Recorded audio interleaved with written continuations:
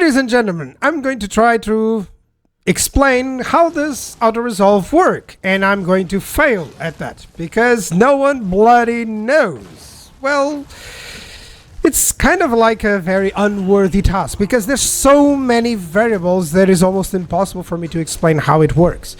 So what I can tell you is a little bit about what we do know. What we know from bits and pieces of what we've learned from CA, you know, from what they've shared with us, players, and with some content creators, with bits and pieces that they've shared in some forums and in whatever places we could find it. And of course, it can all be stuff that it falls under NDA or even under some legal process. It's their IP, you know, it's for all intents and purposes, it's actually very difficult mechanical game process. So I can imagine that they want to keep it a secret. You know, it's their secret. So of course they don't want to share exactly how it works, the formula and stuff. But what does it take into account? Why is it giving me a valiant defeat? Is it because of the difficulty? Is it because I have no siege equipment? Does it value more the health of my units? Does it value more the lack of armor piercing? Does it value more the lord level? Does it value more the fact that it is a siege battle? Does it value more that I'm greenskins? Is it, I don't know, does it value more that that I have scrap or not? What does it value and take it more into account? And all that makes me feel like this guy, except without the tie and I don't smoke. But I really wish I did, because maybe it would calm me down. But okay, without further ado, let's see what we actually know from, at least let's try with the information from CA first. So, CA has shown this on the public Discord, actually, where they have a Autoresolve battle setup. So it counts the battle type, so it matters what battle type it is. It counts the alliance, so it counts basically whether or not there is a reinforcements, if there are not. Okay, it counts if there are some neutrals there and stuff. It counts the units involved, and then it counts the modifiers. Now, whether those modifiers are modifiers for the units, for just the battle type, the modifiers such as the unit stats that you choose at the beginning of the campaign, we really don't know. And I'm gonna try to make light of those. Then we have the Autoresolver battles and BCOP target selection. I have no idea what BCOP stands for. Thank you, Americans and everyone else in businesses, for always putting an acronym and never explaining what the acronym means. But I guess it means just the standardized system on which the Autoresolve goes through how they target stuff, and then they go through the battle phase or something. So there's a movement, ranged, and melee battle phase loop, and then it goes back to it. In essence, how it goes here in the statement is that it's less of a mathematical operation and more of a lightning fast simulation of a battle in a 1D plane. So full series of events in a sequence, hundreds of phases of engagements, and wildly simplified, of course it has to be, because it has to run these under a second. That's the wonder of this. You gotta give props to them. It analyzes all of those different variables in under a second. And this is in response, by the way, with one of the situations that was happening, that we change a banner and then it runs the entire battle again from the starting situation, and it causes an RNG value to change. And that's why sometimes you add a banner and it gives you a Pyrrhic a loss instead of a Pyrrhic victory. So yeah, moving banners around changes the random seed in practice. So that's the idea. There's some level of randomness as well, and that's a key premise that you have to remember. It's not an exact science. It won't always give you the same value, especially if you keep changing some small variables to it. So the more you change some variables, the more it will affect the outcome. So they actually shared what is an Autoresolve result debug, and what matters to me here is where you can see the variables. Okay, so let's see, there's some variables here. So the first one, it states that there is the calculation of the force. There's an army-wide KPS modifiers. Okay, so there's some information there. We do not know.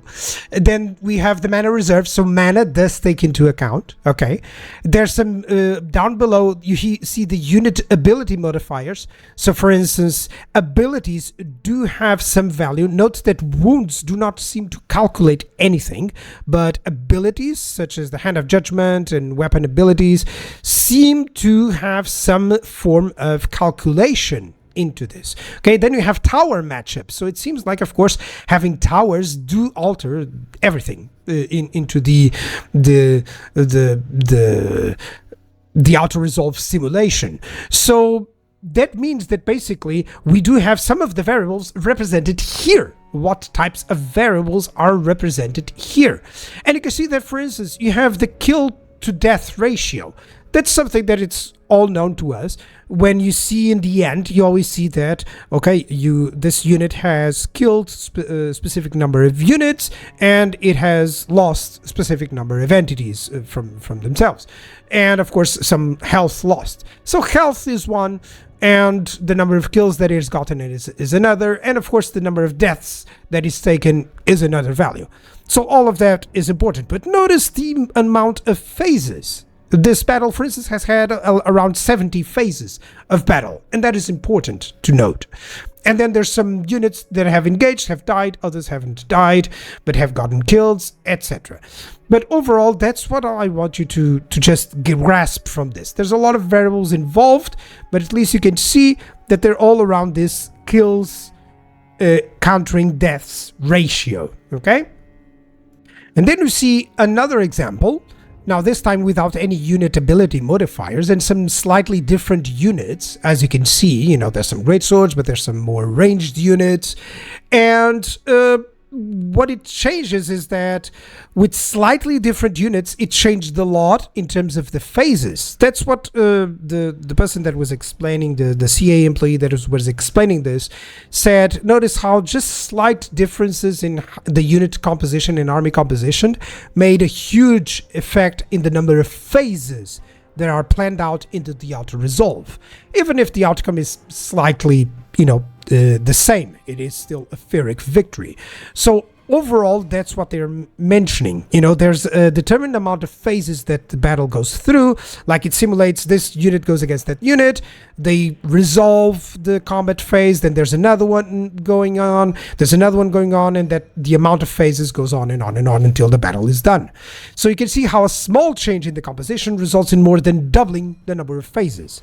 So when debugging, so when they search for the bugs, they can use the phase slider to go step by step and see how the relative performance factors perform a round of combat. So this is where they go and check in whether or not things are working as intended.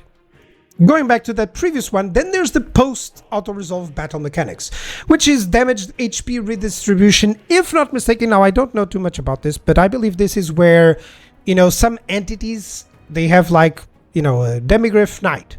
It has like 80 hit points. It gets 48 hit points damage. Then it gets those back because the entity itself, the knight itself, didn't get killed. So it gets it back by the end of the battle. Then you have the chase down damage, which is pretty self-explanatory, which is the damage that it's given because in the end those units routed and they get killed. Then there's the insured unit losses. If not mistaken, this is because of units that blow up, like the bloated corpses, for instance. Wipeout is if there's no retreat. That's what I believe. And then there's kills redistribution, which is some units may not even have been engaging in the battle too much, but there's, with the result of the wipeout, you have to redistribute those kills somehow, and then it does all of that. So there's always this sort of, in the end, it has to do some mechanics to redistribute the kills towards your own units or the AI's units to make all the experience go in and to resolve all of that. Okay, so there's a little bit post Autoresolve. There are some ins and bits that he needs to do. Still on the ins and bits of what the CA has given us. By the way, this is all just what I've been given and seen throughout. If you have more information, please let me know. So this was a post by Pete like 3 years ago. I think this was actually 2017 by the time that this was sent. So this was about Warhammer 2, but it's still relevant a little bit. So it was about Warhammer 2 and had a bar. Remember, it doesn't represent your chance of winning. It's just the balance of casualty percentage. So he was speaking about how adding a second army actually costed more men in total than you would have lost with just the first army. So it mentioned that the zombies and Skaven slaves had a negative effect, like their kill to death ratio was below 1 versus practically anything. So there's a point to this, which is sometimes you add units, right, to the fight that will behave poorly in terms of auto-resolve simulation. Why? Because for the auto-resolve, they are just there to die and to make the enemy more effective. The enemy gets more effective, gets more kills. That means better for them in terms of auto-resolve. They'll get a better outcome. They'll be having better leadership because of it, because they'll be winning more consistently, and then it may become worse for you, regardless of the fact that you in battle would be using those units to soak charges. That is not taken into account by the auto-resolve. The tactical usefulness of chaff is not something that they can easily use as a number. You see, so that's why the auto-resolve sometimes cannot do what we would do as a player. So there's some caveats there. So the bar will be clamped at 50% in favor of the person who wins the auto-resolve. So if you're going to win but take a huge amount of casualties, you'll see a 50% yellow bar. If you're going to dominate, it's a complete yellow bar. Okay. That's the decisive victory that shows up currently in Warhammer 3. The auto-resolve sim is simplified, and each side gets to pick their ideal matchups. This still happens. So if the enemy has elite units, they will go towards to try and kill your chaff units. They'll rack up kills, instead of only doing chip damage to your elite units. And they fudge the numbers as well to make damage from your valuable units to the chaff. And then there's inaccuracy based on the level difference between the two primary generals. So it can be off by as much as 30% for you if your general is significantly inexperienced compared to the opponent. Now, of course, this is old information, but I want to retain the following. This may still be happening. Likewise, it's still happening at a certain level. So here's a little bit of a conclusion to resume this part of what we know from CA's side. So Autoresolve works as a very fast lightning simulation with many phases of how a battle would go. It takes into account a lot of variables, lord level, discrepancy between the main lords levels, battle type, units, ability, man available, other modifiers. We know some of those like ammunition, for instance, etc. It also has post-battle mechanics, including chase down damage and wipeout, which has to be considered. Now, this is so important. Every auto-resolve always ends up with the complete destruction of one of the armies. Exception is with the revived units from demonics, vampirics, when they are back from the dead. This alone is not easy to replicate when you're fighting yourself, because sometimes you fight a battle really well and it gives you a close victory. Why? Because many of them survived. In an auto-resolve, they wouldn't, because the auto-resolve would fight it in a way, or would resolve it in a way, that those units wouldn't survive the battle. You see the idea? Even if it is not feasible or possible, physically possible to do that. But the auto-resolve uses variables that do that. You see the point that I'm making? The auto-resolve doesn't play by your rules. That's the key point to all of this. Autoresolve doesn't fight the battles like you would. Okay? So don't think that it has to abide by your rules. It doesn't abide by player rules. It fights on its own rules. And it does a damn good job at it by simulating it as perfect as it can. Now, how I used to explain this, it was very simplified. Autoresolve gives your army a power rating based on all variables, characters, units and stats, ammunition, battle type, etc. It combines it all into one number, okay? And then it does basically the same for the enemy army. It combines it all into one number, their power rating. It then compares to determine the winner. After the battle, it says you have lost this amount of power level, the enemy has lost this amount of power level, and then it determines the victor and how well you've done. And if you fight the battle instead, I believe, not confirmed, it just compares your results to the possible hypothetical scenario of the Autoresolve simulation. Did you do better? Did you do worse? And then it gives you the result. As an example, let's say that your power rating before battle 2000, enemy power rating 1000. You, after the battle, yours is 1500, enemy is 100, you lost 500, enemy lost 900, difference is 400. So in essence, that is the sort of idea. You did well, didn't you do well? Let me give you a real life example, because the computer and the CA actually has values. One value called combat prowess for each unit in the game, or each lord in the game. And I can give, actually, for this example that I've been running on the background, this first battle of the Empire, the actual values can be given to you. So let me give them to you right now. So as you can see, every single unit has its own values. Some it's higher, some it's lower, and some have two values, one for melee and of course one for missile. And I've given you also the enemy values as well. As you can see, the battle is pretty easy. You have more than almost 3 times the value, so it's always going to be a very easy battle. But as you've seen on the background, I'm running a lot of auto-resolve tests. I'm always auto-resolving, and I'm even now getting to the point that I'm disbanding units.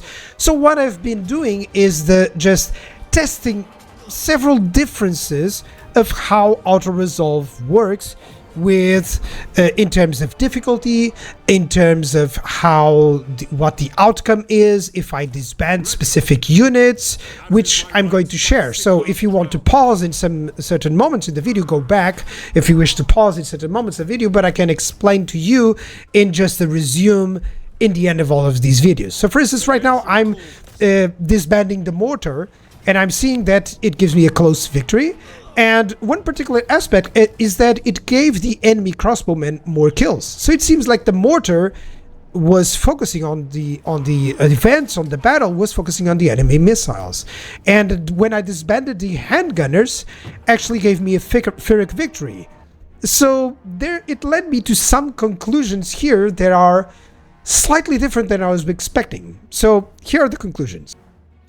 So Autoresolve does seem to take battle difficulty only.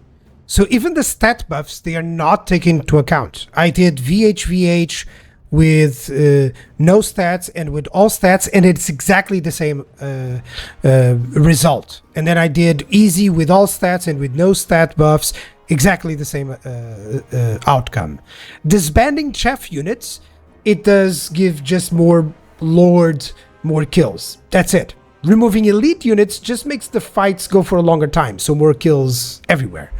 Removing the mortar gives just more kills to the enemy X-bows and swords. So it does seem like the mortars have, or the artillery have, a phase where they just go and target the artillery units, which is kind of nice. It does feel like the artillery is actually targeting, in those phases, the infantry, you know, the actual targets. They select the proper targets. Removing the handgunner increased the duration of the battle, and it gives more kills to the enemy forces overall, while yours are relatively the same. But it did force me a conclusion on that's the most interesting. It's not based on stats alone or CP alone. It just follows a more advanced system. It incorporates certainly some more randomization. For example, that example of the mortars, they have a higher CP, and yet when I removed them, I got a better outcome in the battle than when I removed the handgunners. I removed the handgunners, I was not expecting a Pyrrhic victory, and I got it. So there's definitely more than it meets the eye in terms of just value. There's a little bit more randomization here than we were expecting. Now let's just give you a little bit more example with Nurgle. Why Nurgle? Because Nurgle can easily, I started some tests with Tamarkan, because I did the tests with removing units. Now I wanted to do tests with quickly adding units, which Nurgle can add several units at the start of the campaign. So all of these tests are done on VHVH, so you can do them yourselves, by the way. So I'm just going to auto-resolve with adding no units, and this is the outcome. Okay, you can see a lot of good outcome basically with the Plague Ogres and with the Rot Knights, okay? And there's always I actually share this and everyone feels the same. When there's two units of the same type, why is it the second unit always gets more kills? Like, there's two units of trolls, they almost always get better ones. So, no units, that was the outcome. And now let's add just the Beast of Nurgle and let's see what the outcome is. Don't worry, I'll let you pause, of course, and you can analyze those, but I'll have the same way that I've done with the previous one. I'll have just a brief analysis of how it went, but I can talk about it in the meantime already, okay? So in terms of the Nurgle results, it's like the Beast didn't do too much. It doesn't seem like regeneration is really not accounted for. And the trolls seem to go for the single entities for some reason. So trolls seem to be aiming for the single entity for whatever reason. Frogs, there's this an initial idea here that it's so interesting. Note the result here. So I lost 155, okay? Now I merged the two frogs and I got a worse result. It's a close victory. But the second one with a close victory, so the first one was a decisive, this was a close victory, and it was a better victory. This has to be spoken about. The close victory was better than the decisive victory, by all accounts. So I have no idea what happened there, and I'll send that to CA. I'll show those in a screenshot later on. And the Plague Bearers did the same thing. So Plague Bearers split, gave a decisive victory with more losses, while the joint Plague Bearers gave a close victory with less losses. Nurglings in both cases just seem to give the enemy more kills, while not changing significantly what my own troops do. Okay, so just my own troops always do a lot more damage, the elite troops always do more damage. And it does seem to be, here's some of the conclusion, is it does seem to be that the tier levels that we do for units are, you know, the tier levels that that CA has given units, they seem to work for their own calculations of Autoresolve and not for our own. We all have this sort of, oh, this unit is tier 3 because it comes from a tier 3 building, and we just disregard if CA classifies them as a tier 2 or tier 3, but that does seem to have some impact on the Autoresolve calculations, okay? I don't have any real evidence on this. If anyone has any evidence on that, please. I was very tired when I was doing this investigation and I couldn't find too much evidence on that. So I'll have some questions here for CA as some advice, which I'll resume in just a moment. But before, let me go with the conclusions for the Nurgle. So on top of the ones that I was speaking, regeneration does not seem to be properly taken into account. So Nurgle and Ghost armies show this a lot. People have speaking about this a lot, but perhaps it is just for balanced reasons and I would understand why. Curiously, some decisive victories had worse outcomes, more deaths for me and less health than close victories when I merged units. You can see those, you can go back, see those with the frogs and with the Plague Bearers merged compared with when they were split. But yeah. And it does seem to take into account those tiers of the units, like when the unit is tier 4 or tier 3 compared when it's tier 2 or tier 1. It does take that into account for some reason. I did some other testings as well, but it's unconfirmed. If anyone can confirm more information, thank you. So to finish it up, now, what do we typically say to people to invest in terms of Autoresolve armies is to really buff the units up, to give them, you know, to have armies with good armor, to have armies with better health, to have armies with, you know, better stats, to use redline skills, to use research, because that impacts, we can see the impact on that. To have a lord with better skills, you know, to have better items on your lords, to have better traits on your lords, etc. Anything that increases those stats to be more, to have more variables in there. But we really don't have all the details on how Autoresolve works. And to CA, here's the deal on why Autoresolve is so important. Of course, I can understand if CA would say, hey, we don't want to talk too much about Autoresolve because it's very complex. You know, it can take quite a while to make you understand, or even if it is part of the intellectual property. I can totally understand that, and it's a perfectly viable concern to have. The argument as a concerned customer is that we cannot understand when something is working as intended or not in terms of the Autoresolve to hand it over to you as, hey, this is a bug. So we may be spamming you with, hey, Autoresolve is not working, when in fact it's actually working perfectly for you guys, and that would be just a waste of time, both on our end and on your end. I can imagine someone from CA receiving complaints of Autoresolve not working properly, and they go, well, this is actually just working fine. But that person is still wasting their time having to check the report. So if you can have some sort of explanation for this, by all means, that would be so helpful for the community. As well, if you're watching this, if you know a lot more than I do of the Autoresolve, please comment below. Let me know. If you have sources, please let me know, because it's a lot of work to find resources about this and to actually even show up and talk about Autoresolve. Like I said, I know as little as you do, and I hope now you know as little as I do. So thank you guys for watching. I'll see you guys on the next episode, and I hope you know a little bit more about how Autoresolve works. Bye bye.